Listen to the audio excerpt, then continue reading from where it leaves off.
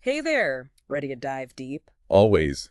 Today we're tackling Thomas Hobbes's Leviathan, Ooh, fun. and you've shared some intriguing excerpts from the book itself. Right. It's all about government and power. Yeah. But here's the twist. Good. What if we pictured governments as giant artificial humans? Okay. That's exactly what Hobbes does. He does. It's a powerful metaphor, and it goes way beyond just saying governments need to be strong. Yeah. Hobbes actually compares a commonwealth to a massive artificial human with the sovereign as its soul. Okay, so the ruler is the soul. Yeah. That's it. Mm-hmm. But what about all the other parts of a government? Hobbes maps those out, too. Okay. He says magistrates and officials are like the joints, Okay. allowing the body to move and act. I see. The system of rewards and punishments, that's the Leviathan's nerves, making sure everything functions in harmony. Wow, that's pretty detailed. It's Yeah. like he's created an anatomy chart for an entire society. Yeah. He even compares the wealth of the citizens to the Leviathan's strength. Okay. A healthy body politic needs both. This metaphor really makes you think about power in a whole new way. Right. It's not just some abstract force, but something built from all these interconnected parts. Exactly. Yeah. And that's where Hobbes's ideas about human nature come in. Okay.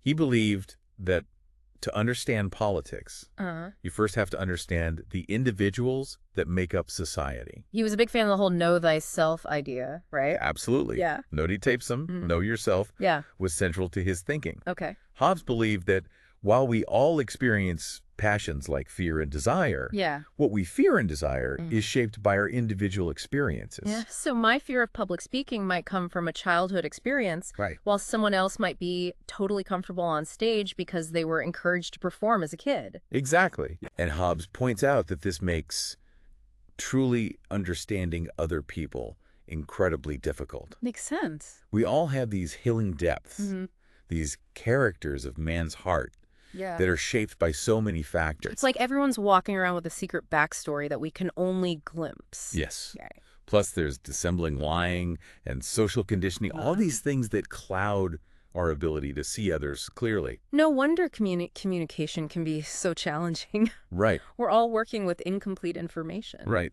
This leads us to how Hobbes viewed reason. Okay. He saw it less as some abstract faculty and more as a practical tool, Okay.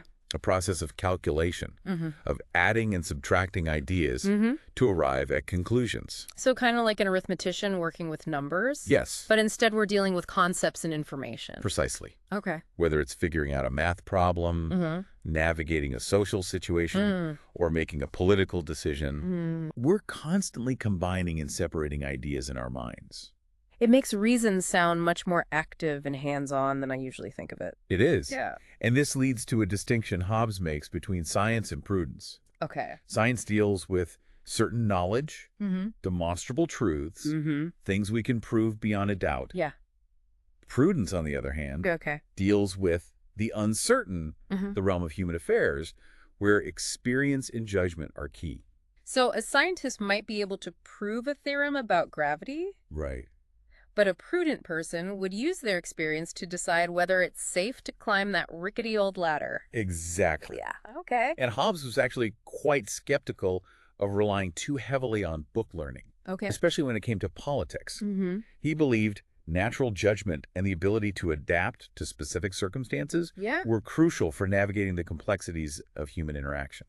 That makes me think about how often we try to apply general rules to situations that require a more nuanced approach. Life rarely fits neatly into textbooks. It does not. Yeah. And for Hobbes, even our seemingly spontaneous actions are rooted in this kind of calculation. He argued that all voluntary motion, every action we choose to take, begins with imagination. So even something as simple as deciding to get up and grab a glass of water starts with me imagining myself doing it. Precisely. Oh, wow. There are these small beginnings of motion in our minds, Okay. these tiny sparks of imagination that precede even our most mundane actions. It's almost like our minds are constantly running simulations, Yes. testing out different paths before we commit to a particular course of action. Exactly. Yeah. And those actions, according to Hobbes, are driven by our passions, Yeah. which he meticulously defines. Okay. For instance, fear isn't just a feeling.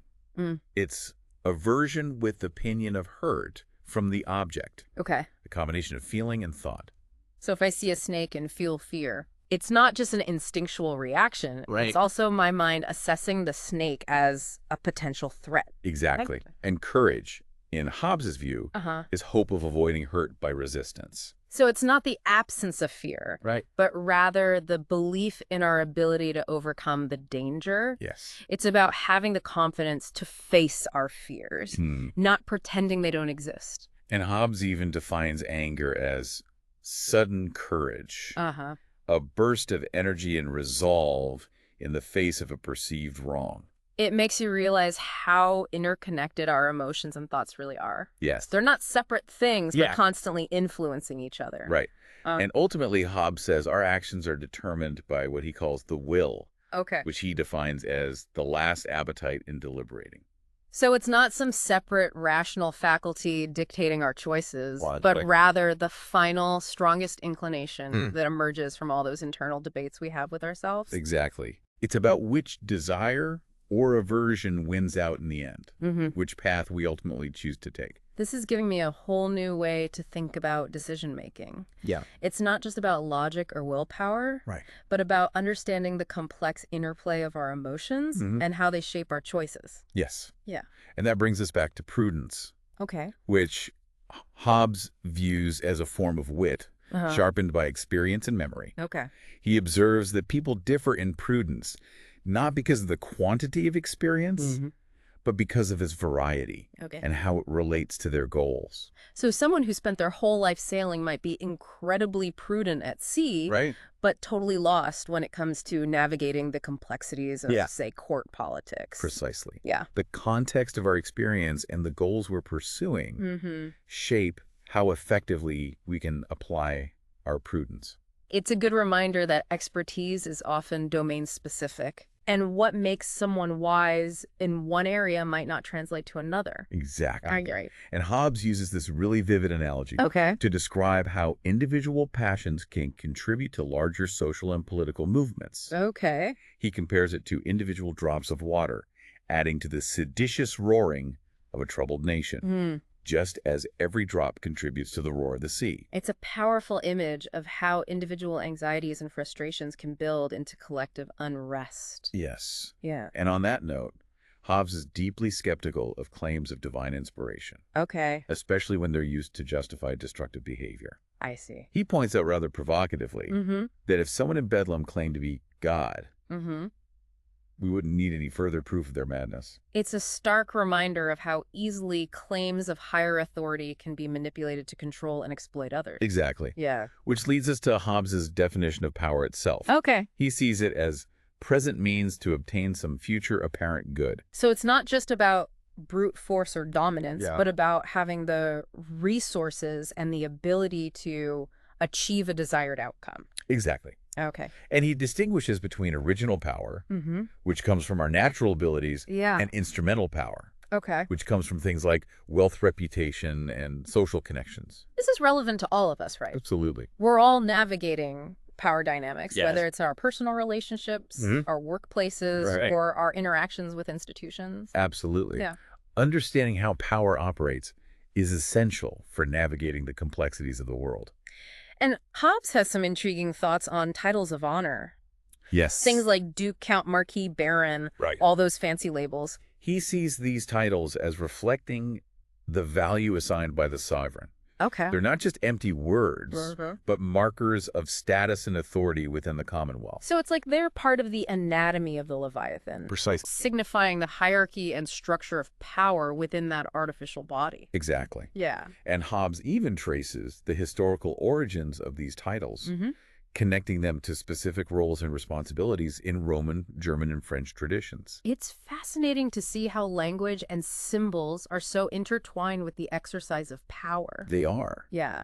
And even something as seemingly simple as lying, according to Hobbes, is connected to these power dynamics and the structure of society. Okay, I'm curious, how does lying fit into all of this? He links it back to ignorance. Okay. He says ignorance leads to credulity, meaning people are more likely to believe things without questioning them. So the less people know, the Yeah. more easily they're deceived, and the more likely they are to spread falsehoods. Exactly. Okay. And he points out that sometimes people lie simply because they want to be heard and respected in social settings. So it's almost like lying can be a way of compensating for a lack of knowledge or status. Yeah. If you don't have the facts, Mm-hmm. just make something up. Exactly. Yeah. And this ties into Hobbes's observation that our anxiety about the future drives us to seek knowledge and understand causes. So maybe your interest in learning about Leviathan Right. comes from a desire to better understand the forces that shape our world and our lives. It's a natural human impulse Yeah. to try to make sense of the unknown Mm-hmm. and gain some control over our destiny. But sometimes that search for knowledge can lead people down some pretty strange paths. It can? Hobbes actually has a whole list of superstitious practices He does? that he attributes to ignorance and the manipulation of religious figures. Mm-hmm. Right. Oh. He lists oracles, Yeah. prophecies, Right. the ramblings of madmen, astrology, interpreting omens, Yeah. necromancy, Mm-hmm. witchcraft, Okay. reading bird flight, Yeah. examining animal entrails, Wow. dreams, Yeah. palmistry monsters, unusual events, even things like playing the lottery and counting holes in a sieve. Wow, that's quite a list. It is. But it sounds like the common thread is people grasping for certainty and meaning, even if it means believing in things that seem pretty far-fetched. Yes. Yeah. And Hobbes points out how rulers throughout history Okay. have used religion to maintain order, Uh-huh. often claiming divine inspiration for themselves, associating disobedience with divine punishment, Okay. and prescribing ceremonies and sacrifices to appease the gods. It's a reminder that claims of religious authority can be incredibly powerful tools for social control. They can. Yeah. Which brings us to one of Hobbes's most fundamental concepts. Okay. The idea that covenants Uh-huh. or agreements are the foundation of justice. Okay, let's unpack that a bit. Okay. So Hobbes argues that injustice Uh-huh. is simply the breaking of a covenant. Mm-hmm. Without covenants, Okay. without agreements, Yeah. there is no right or wrong. Because in a state of nature, Uh-huh. everyone has a right to everything. That's a pretty radical idea. It is. It's like he's saying morality itself is a human construct, something we create through agreements and then enforce as a society. Exactly. Yeah. And he's very clear about which types of covenants are invalid. Okay. Those made out of fear, Yeah. where there's no trust that the agreement will be honored, Uh-huh. don't count. Okay. Also, any covenant that violates the right to self-preservation is void. So I can't make a promise to let someone kill me without resisting. Right. Because that goes against my fundamental right to protect myself. Exactly. And for justice to truly exist, Uh-huh. Hobbes says there needs to be a power strong enough to enforce these covenants, Okay. a power that can deter people from breaking their agreements. So that's where the Leviathan comes in, right? Precisely. The absolute sovereign provides the necessary force to ensure that people keep their promises and uphold the law. Without that power, there's no justice, only the chaos and violence of the state of nature. Yes. It makes you wonder, though, Yeah. about the role of consent in all of this. Mm-hmm. If the sovereign has absolute power, Right. do individuals have any say in how they're governed? Hobbes does address the importance of consent, Okay. arguing that actions done with someone's consent cannot be considered injuries. So if I willingly enter into an agreement, Right. I can't later claim to be harmed by it just because I don't like the outcome. Correct. Okay. However, Hobbes also critiques the traditional distinctions between different types of justice. Okay. He suggests that ultimately what's considered just Mm-hmm. depends on the specific agreements that have been made within a given society. So justice is contextual, shaped by the particular covenants that define a community. Yes. Okay. And one of the key laws of nature that Hobbes identifies Okay. is a prohibition against declaring hatred or contempt for others. He calls the violation of this law contumely. So even if we disagree with someone, we have a duty to respect their basic dignity as human beings. Exactly. And Hobbes emphasizes the importance of recognizing equality. Yes. Even if civil laws introduce inequalities. It's a reminder that even within a system of hierarchy and authority, Right. we need to remember that all people have inherent worth. Yes. And when it comes to goods that can't be divided, Okay. Hobbes suggests that they should be enjoyed in common if possible, if that's not feasible. Right. He says they should be allocated by lot, by chance, to ensure fairness. So instead of fighting over the last piece of cake, Right. we flip a coin. Exactly. It's about finding ways to ensure that even when resources are scarce, Okay. they're distributed in a way that doesn't create unnecessary conflict or resentment. This is making me think about all the things we argue about that could be resolved more peacefully if we just had clear, agreed-upon rules. Yes. Right. And for Hobbes, the most fundamental rules are the laws of nature, Okay. which he believes are eternal and unchanging. So these are like the bedrock principles that underlie all moral and political systems? He saw them as rooted in reason and the fundamental conditions of human existence. Okay, so these laws of nature, Right. they can't be changed by human whims or desires. Exactly. And one of the key implications of these laws is that we're not obligated by covenants we didn't authorize. Right. Meaning we can't be held accountable for agreements we never agreed to in the first place. Correct. Okay. And even if someone orders us to do something that violates the law of nature, Yeah.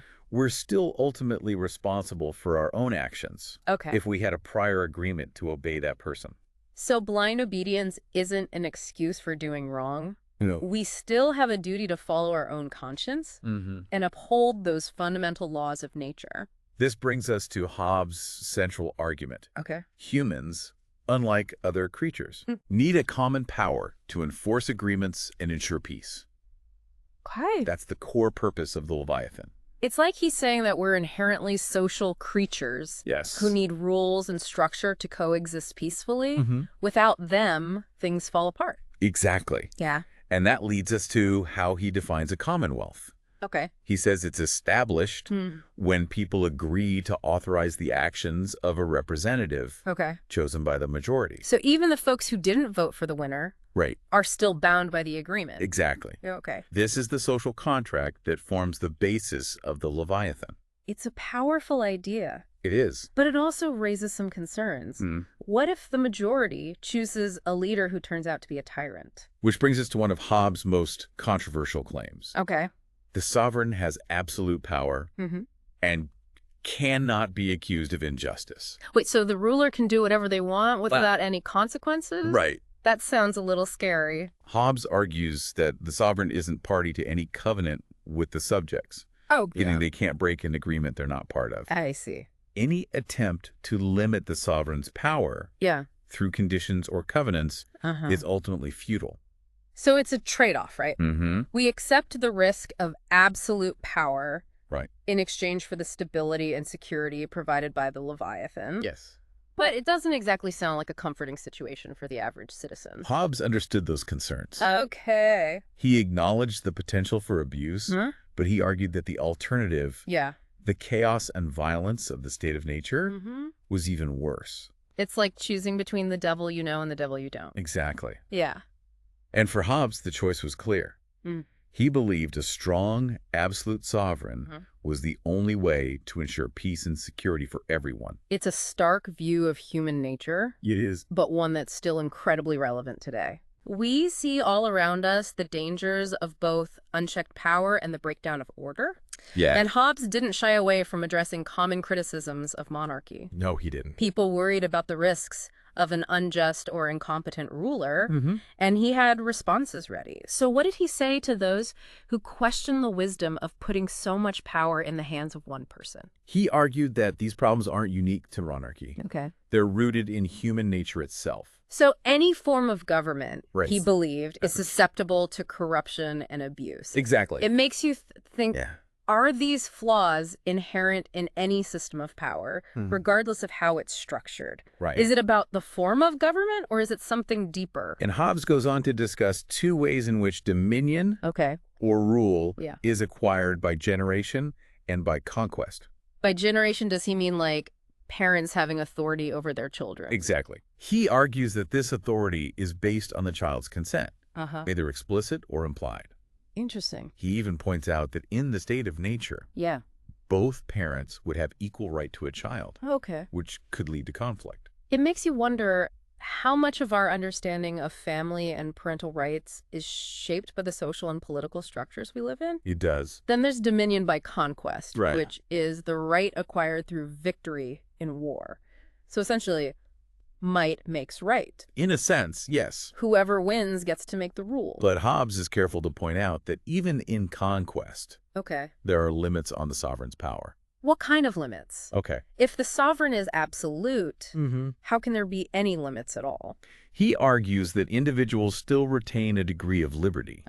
He defines this liberty as the freedom to act according to their reason in areas where the law is silent. So even within the all-powerful Leviathan, Right. there's some space for individual freedom. Yeah. And this is where Hobbes's ideas about systems, assemblies, and representation come into play. Okay, I'm ready to unpack that. Okay. What are these different systems all about? He distinguishes between private systems, which are lawful only if allowed by the commonwealth, and irregular systems, which are gatherings of people that can be lawful or unlawful depending on the circumstances. So a merchant company operating within the law would be a private system, Right. while a mob rioting in the streets would be an unlawful, irregular system. Precisely. Yeah. And Hobbes emphasizes that even within these systems, the ultimate power rests with the sovereign, who represents all subjects. So even a powerful group of merchants can't just do whatever they want. No. They're still subject to the laws and the authority of the Commonwealth. Exactly. Yeah. And Hobbes uses a fascinating analogy to describe how a commonwealth sustains itself and grows. He compares it to nutrition and procreation. Okay, I'm intrigued. How does a government eat and reproduce? He sees the nutrition of the commonwealth as the abundance and distribution of resources necessary for life. So things like food, water, shelter, and the materials needed for production and trade, all the things that keep a society functioning. Exactly. Yeah. And he considers factors like labor industry and the natural limits on resources. It makes you realize how fundamental economic systems are to the health and well-being of a society. Yes. Yeah.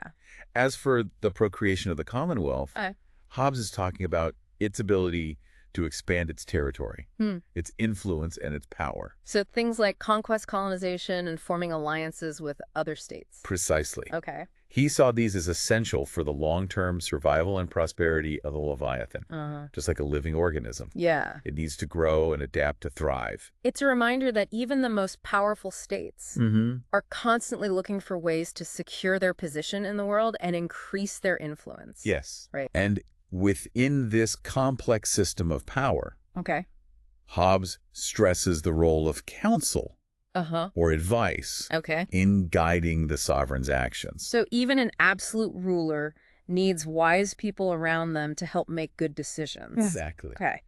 And Hobbes describes the qualities of good counselors, emphasizing that their interests should align with those of the Commonwealth, not with their own personal gain. They need to be motivated by a genuine desire to serve the state and its people, not by greed or ambition. Exactly. Okay. And he even gets into the practicalities, suggesting that it's better to hear counselors individually rather than as a group. Why is that? Okay. Wouldn't a group discussion lead to more diverse perspectives? He worried about group dynamics. Oh.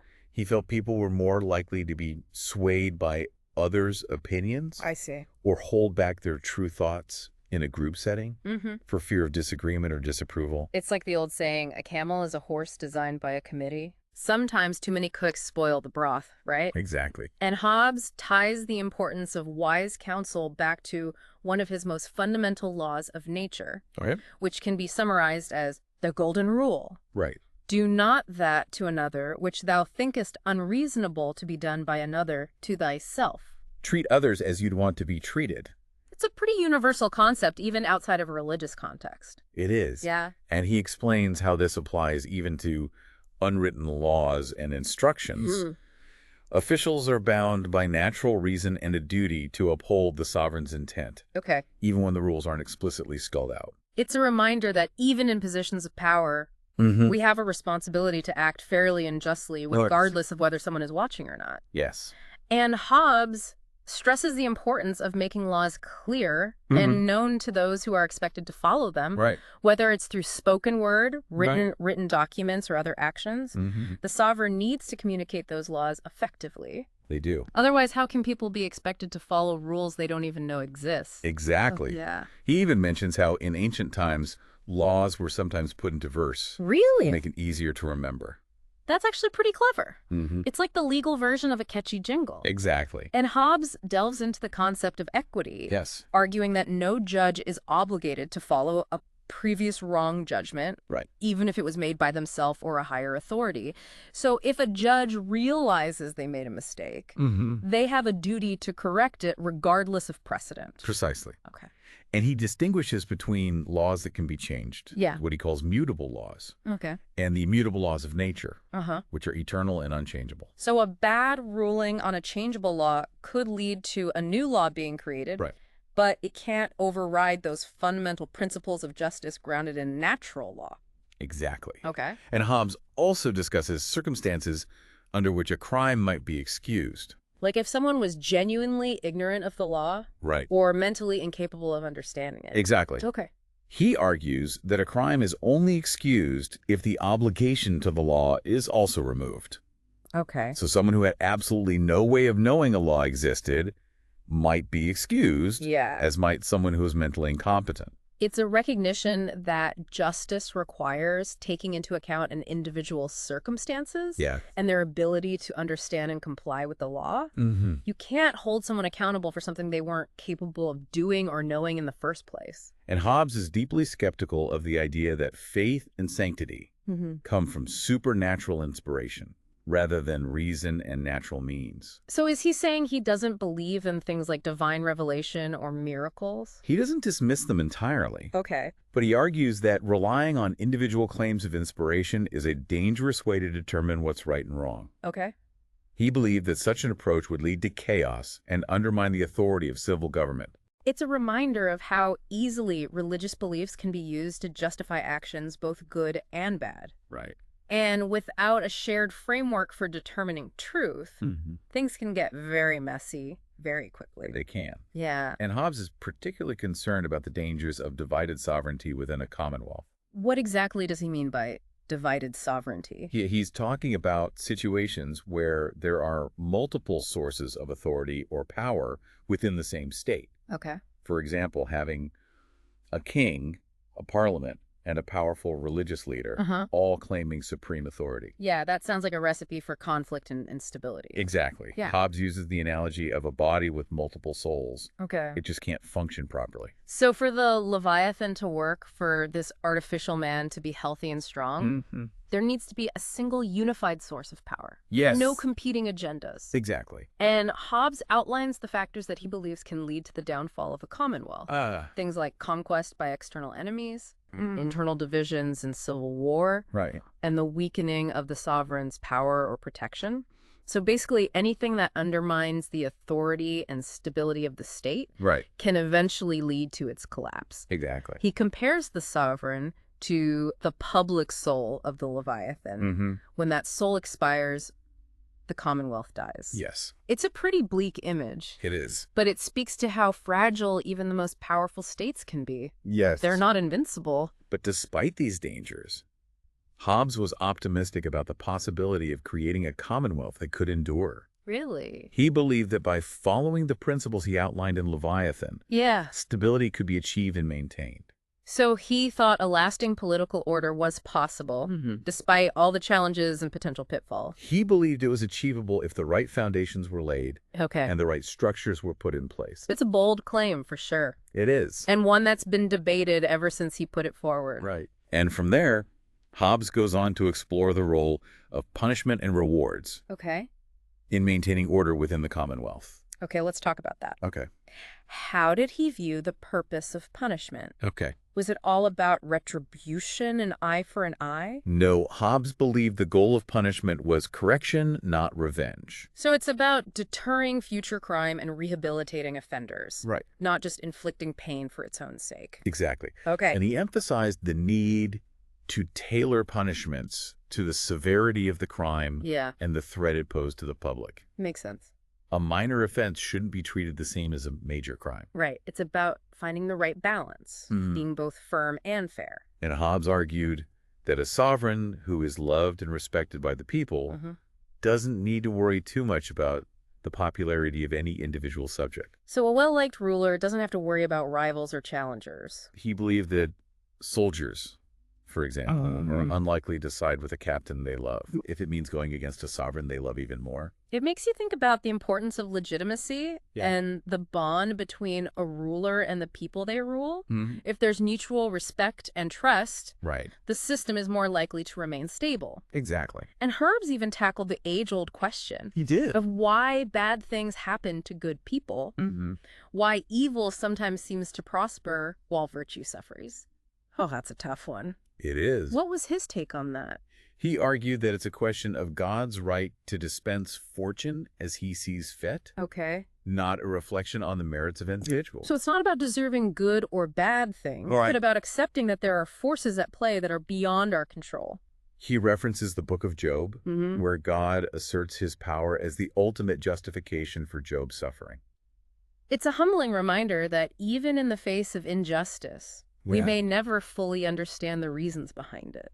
Yeah. And Hobbes believed that the laws of nature apply not only to our duties to each other, but also to the honor we owe to God. So for him, morality and religion were deeply intertwined. They were. Okay. He saw the moral virtues, things like equity, justice, mercy, and humility, as stemming from natural reason.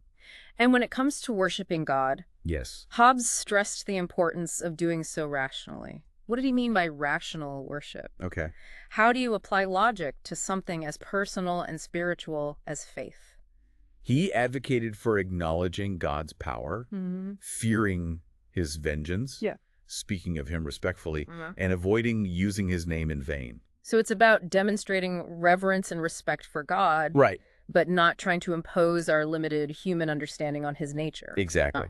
He argued that true piety lies in honoring God, not in futile attempts to fully comprehend his essence through philosophy or human reasoning. It's a reminder that faith and reason can coexist. But we need to be mindful of how our limited perspectives can distort our understanding of the divine. And Hobbes goes on to discuss signs of honor and dishonor, both natural ones and those established by the commonwealth. So are you saying that some actions are inherently respectful or disrespectful? Regardless of what the law says. And he argues that actions that are naturally shameful cannot be made part of religious worship, and those that are naturally respectful can't be excluded, no matter what the rules dictate. It's a recognition that there are certain moral truths that transcend human laws and conventions.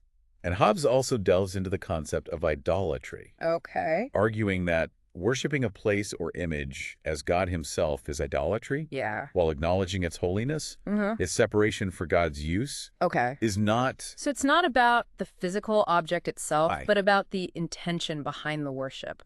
Are we truly directing our reverence toward God? Or are we mistaking the symbol for the thing itself? And this leads to one of Hobbes's most provocative interpretations. His view that the kingdom of God is, in fact, a civil kingdom. Okay, now things are getting really interesting. I'm ready to hear more about this. He argues that in the Old Testament, the Israelites were obligated to follow God's laws as their king. And the high priest acted as God's representative on earth. So it wasn't a spiritual kingdom in the traditional sense, but a political entity ruled directly by God. Precisely. And Hobbes argues that this kingdom was rejected when the Israelites demanded a human king. They wanted a king they could see and interact with, rather than being governed by God through the priesthood. Hobbes sees this as a pivotal moment where sovereignty was transferred from the high priest to the king. So from that point on, the king had the final say, even when it came to religious matters. Precisely. And he uses examples like Solomon deposing a high priest and dedicating the temple to support his argument. He's demonstrating how the king's authority extended even into the realm of religious practice. It's a good reminder of how deeply intertwined religion and politics have always been. They have. Throughout history, leaders have often sought to use religious belief to legitimize their power and control their subjects. And when it comes to the kingdom of Christ, Right? Hobbes presents a rather unconventional interpretation. I'm ready to hear it. How does he see Christ's kingdom? He argues that Christ did not rule as a king during his earthly life, Okay. but that he will assume kingship upon his return Yeah. at the general resurrection. So as Christ himself said, my kingdom is not of this world. Exactly. It's a future kingdom, Mm-hmm. not a present one. Right. And Hobbes uses this to support his argument that Christ did not grant his apostles any kingly authority on earth. It's a bold interpretation, and one that has significant implications for our understanding of the early church and its relationship to worldly power. Right. If Christ's kingdom is not of this world, then his followers are not meant to rule in a worldly sense. And then there's the question of the power of the keys, Okay. which Christ gave to Peter and the apostles. That's a phrase that's always intrigued me. It sounds so mysterious and powerful. Right. What does Hobbes make of it? He believes it refers to the authority to forgive or retain sins Okay. based on outward signs of repentance. So it's about observing a person's actions and words, Right. looking for those external signs of contrition, not about having some kind of divine insight into their soul. Exactly. Okay. Hobbes argues that the apostles and their successors had no power to determine the genuineness of someone's repentance. Okay. They couldn't just declare someone forgiven or condemned Yeah. based solely on their own judgment. So even in matters of spiritual forgiveness, there needs to be a process, a set of criteria based on observable evidence. He emphasizes the importance of the church's role in assessing repentance and the pastor's role in formally pronouncing forgiveness, always with a focus on adherence to established procedures. It's almost like he's applying a legal framework to the process of spiritual reconciliation. Yes. Yeah. And when it comes to excommunication, Hobbes argues that it's meant to guide people towards salvation, Okay. not to exercise control through force. So it's a form of spiritual discipline, a way of encouraging someone to return to the right path, Right. not a tool of political coercion or punishment. He's critical of those who have used excommunication as a weapon against their enemies, Okay. particularly the Pope, Yeah. arguing that this goes against the teachings of Christ. It's a reminder that even the most sacred rituals and pronouncements can be corrupted when they're used for worldly ends. They can. And Hobbes even goes so far as to say that excommunication is only effective if it's backed up by the power of the state. So you can't just declare someone outside the church and expect them to obey you if the government isn't willing to enforce that decree. Exactly. Yeah. He's acknowledging the limits of religious authority in a world where political power ultimately holds sway. It makes you think about how the balance of power between church and state has shifted over time. It has. There have been eras where religious institutions wielded immense worldly power, and others where they were essentially subservient to political rulers. And when it comes to the canonicity of the New Testament, Yeah.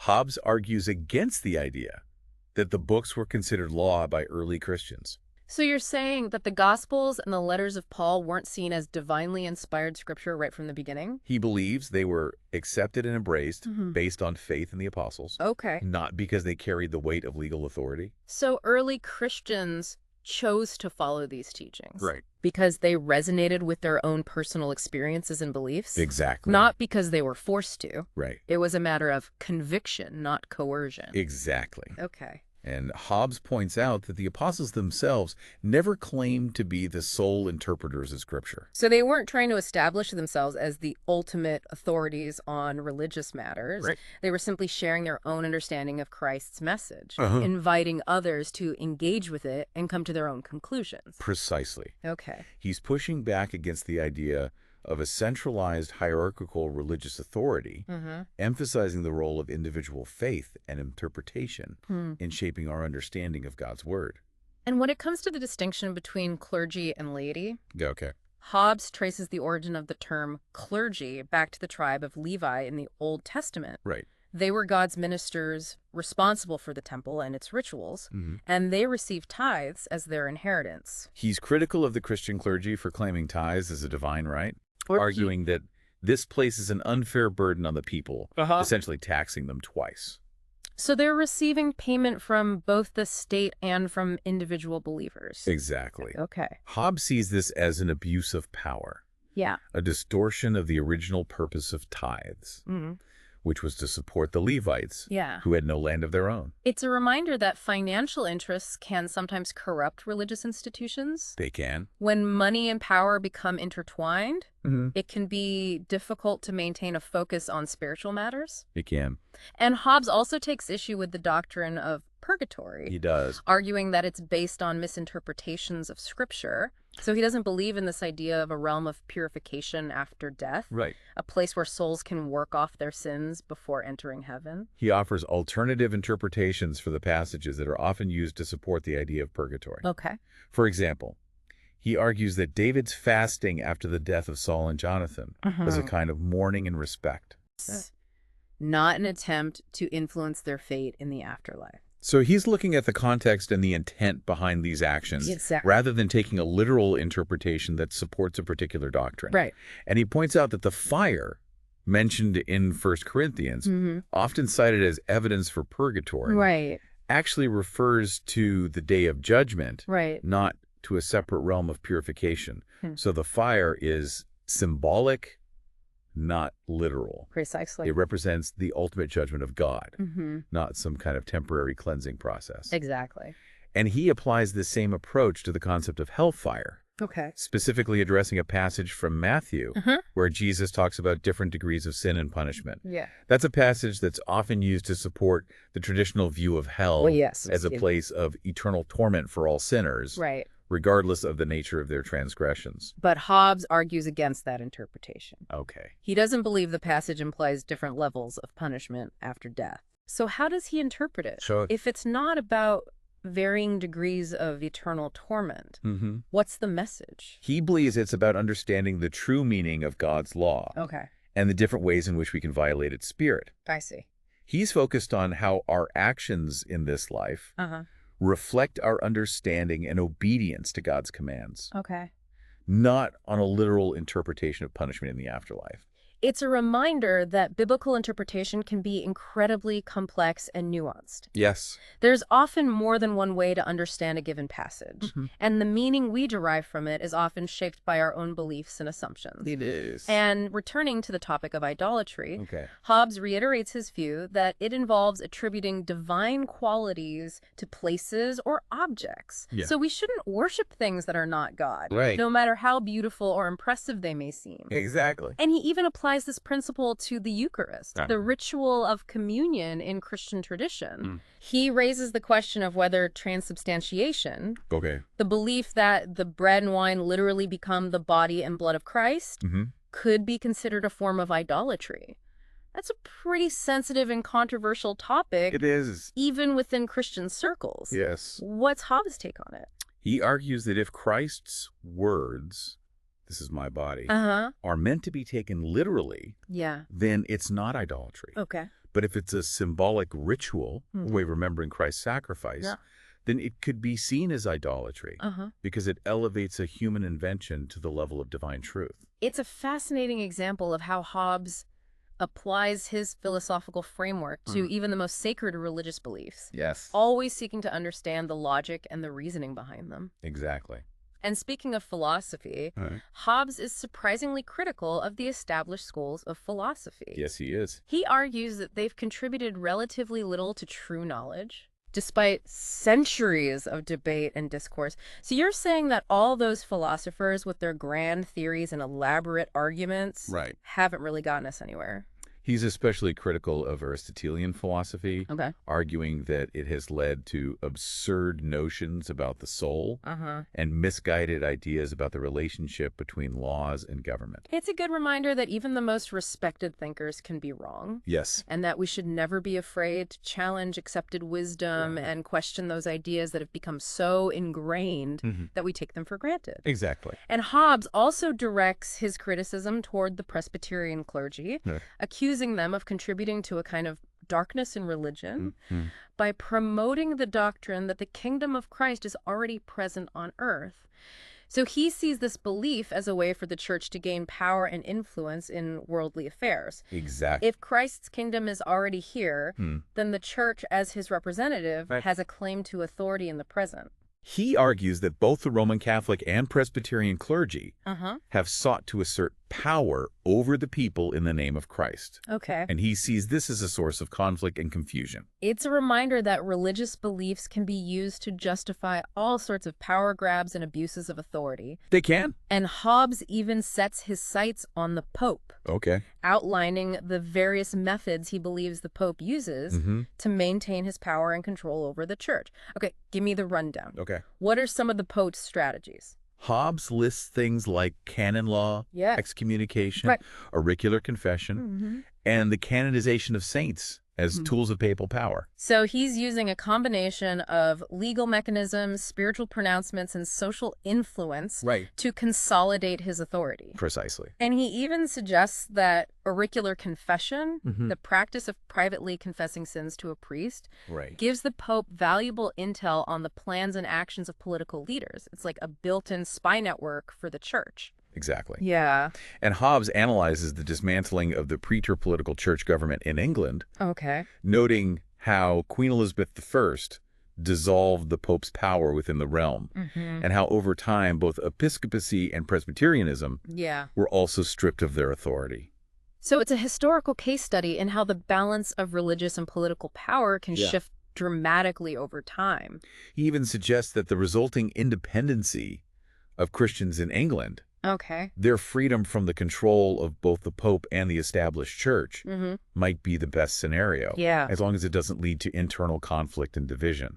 So he's advocating for a more decentralized, individualized form of faith, where individuals are free to follow their own conscience without being subject to the dictates of a powerful religious hierarchy. He believes that true power in the church should derive from wisdom, humility, clear doctrine, and sincere conduct. It's a call for authenticity and integrity in religious leadership. Yes. A rejection of those who seek to control and exploit others in the name of God. Exactly. Yeah. And Hobbes ends his Leviathan with a rather playful and unexpected comparison of the church to fairies. Okay, now I'm really intrigued. Yeah. That seems like an odd pairing. It is. What's the connection? He draws parallels between their methods of punishment, their relationship to marriage, and the ways in which they acquire wealth. So he's suggesting that they both operate in the shadows, using trickery and manipulation to influence people's lives. Yeah. That they're both prone to exploiting human fears and desires for their own gain. Right. He even compares the church's use of enchanted subjects to spread unrest and rebellion to the fairies' habit of sending elves to pinch those who displease them. It's a witty and subversive way to conclude a work that's often seen as dark and cynical. It is. It's like he's reminding us not to take ourselves or our institutions too seriously.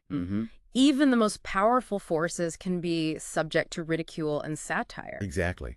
Exactly. It highlights the idea that even those claiming divine authority are still operating within the realm of human fallibility. Yeah.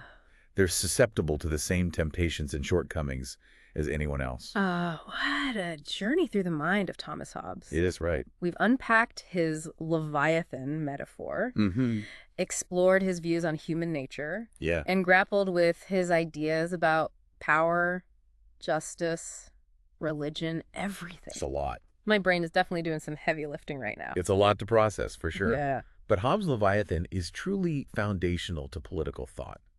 It forces us to ask some really big, uncomfortable questions about who we are, how societies function, and what it takes to create a just and stable world. And even though he was writing centuries ago, it's amazing how relevant his ideas feel today. Absolutely. Yeah. Those insights into the allure of absolute power, the dangers of unchecked authority, the constant tension between individual freedom and collective security.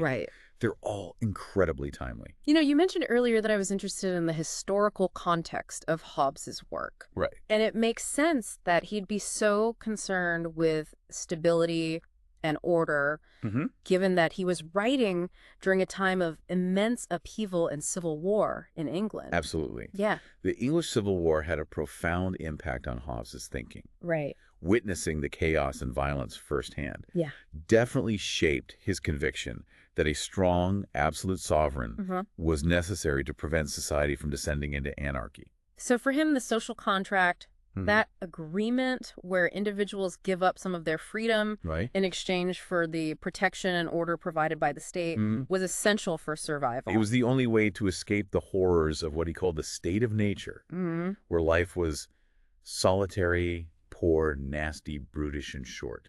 It's a pretty bleak picture. It is. But I can see how those experiences would make someone prioritize security and stability above all else. Absolutely. Yeah. And the Leviathan, that all-powerful sovereign, was Hobbes' solution to the problem of human nature itself. Right. He believed that we're inherently self-interested creatures, driven by passions and desires that often conflict with the needs of others. So left to our own devices without rules and a strong authority to enforce them, we'd just end up fighting and exploiting each other. That was his view. Yeah. And it's why he argued so forcefully for the need for a sovereign who is above the law, who can act decisively and without constraint to maintain order. That's what's so unsettling about his ideas, though. Right. He makes a convincing case for why we need the Leviathan, but he also leaves us with this lingering anxiety about what happens when that power becomes corrupted. He was aware of that risk, of course. Yeah. He acknowledged that absolute power can be abused. But for him, the potential dangers of tyranny were outweighed by the even greater dangers of anarchy and chaos. It's like choosing between two bad options, hoping that you've picked the lesser evil. And that dilemma, that tension between individual liberty and collective security is something we still grapple with today. Yeah. It's a question that every society has to answer in its own way. Right. How do we balance the need for order with the desire for freedom? We see this debate playing out all over the world in the laws we create. Right. The leaders we choose, the ways in which we define our rights and responsibilities as citizens. And that's perhaps the most enduring legacy of Leviathan. It forces us to confront those fundamental questions, those uncomfortable trade-offs that are inherent in any attempt to build a just and stable society. It's been a truly eye-opening deep dive. It has, hasn't it? I feel like we've only scratched the surface of Hobbes' thought, but it's definitely given me a lot to chew on. And that's the beauty of engaging with a thinker like Hobbes. Yeah. He challenges our assumptions, forces us to think critically, and leaves us with questions that will continue to resonate long after we've finished reading. So where do we go from here? Now that I have a better understanding of Hobbes' core ideas, what are the next steps in this intellectual journey? Well, now that you've laid the groundwork, you might want to explore some of the criticisms and responses to Hobbes' work. Okay. There's a rich tradition of political thought that's been shaped by his ideas, both those who have built upon his foundation and those who have challenged it. That sounds fascinating. It is, right. I'm curious to see how other thinkers have grappled with Hobbes' vision of the Leviathan and how they've answered those big questions about power, freedom, and the role of government. And of course, there's no substitute for engaging with the source material directly. Now that you have more context and a deeper understanding of the arguments, I encourage you to revisit those excerpts from Leviathan and see what new insights you glean. I am definitely planning to do that. Good. It's amazing how much richer a text becomes when you've had the opportunity to unpack it with someone who really knows their stuff. Right. It's like having a personal guide through a complex and fascinating landscape. It's been my pleasure exploring these ideas with you. Thanks for leading me on this deep dive. Of course. I'm already looking forward to our next adventure. And listeners, thanks for joining us on this exploration of Thomas Hobbes' Leviathan. Yes, thank you. We hope you've gained some new insights and perhaps even a few questions of your own to ponder. Until next time, keep diving deep.